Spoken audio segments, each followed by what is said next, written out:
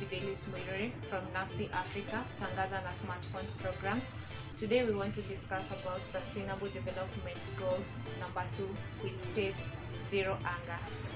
Zero Hunger focuses on finding sustainable solutions to stop the world hunger. It plans on achieving food security, improved nutrition, and promote sustainable agriculture.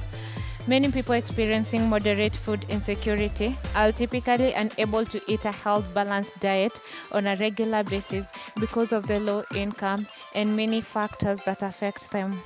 After that brief explanation about the Zero Hunger and what it all is, today I have a guest with me from Nafsi Africa. We want to listen to him. We want to get to know more about the Zero Hunger as a community helper or a community developer. We want to hear what he has experienced in this field. Karibu sana. Asante sana. Yeah, introduce yourself kindly. Yeah. So my name is Collins Otieno Obwar. I'm working with Nafsi as their percussionist, and also I'm also working with them as one of their social workers around. Okay. Yes. Karibu sana, Collins. Asante Today sana. we want you to explain more to us what Zero Hunger entails. Why do you think it's so important in our society today? Okay. Undernourishment and hunger makes people less productive, hence preventing them from working harder and achieving their daily basic needs. Yeah, so zero hunger basically is caused by undernourishment, or we can define it as undernourishment, and people experiencing hunger wherever they are in the world. Yeah, it might be anywhere, any person. For example, here in Kenya we have the northeastern part.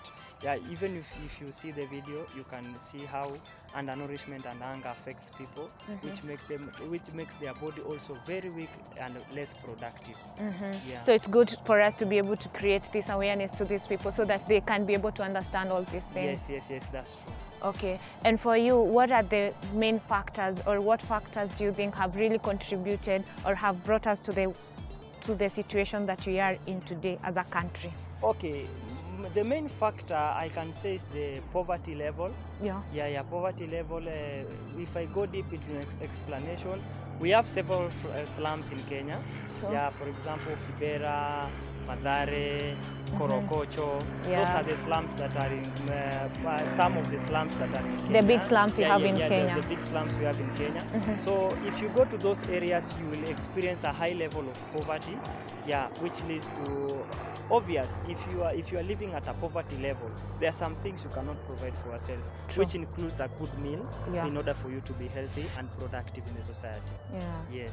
So what do you think we can be able to do as a country, or what are the factors that you think we can focus on, or the government can focus on, to be able to fight this calamity?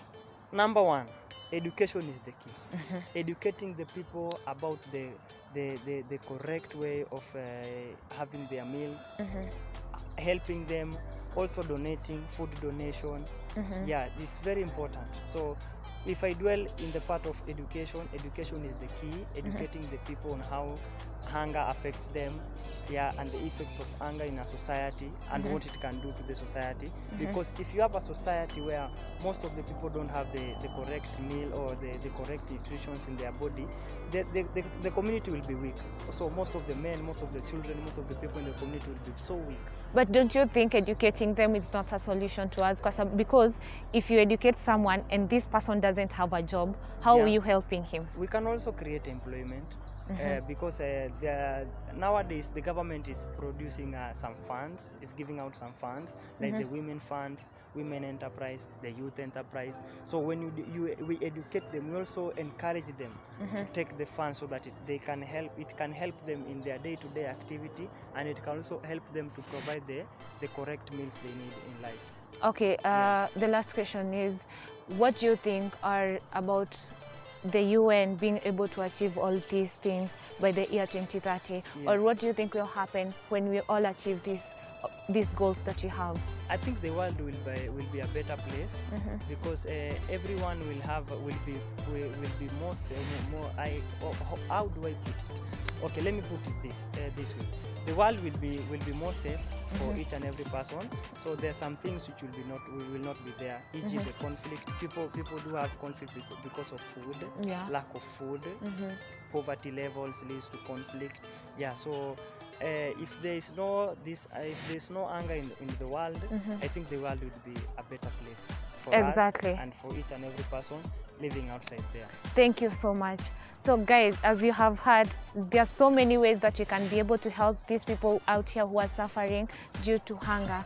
So if you're there and you can be able to support someone, if you are there and you know any organization that you can be able to engage yourself in and help someone out there, it's very important for us to be able to help each other so that we can grow as a country.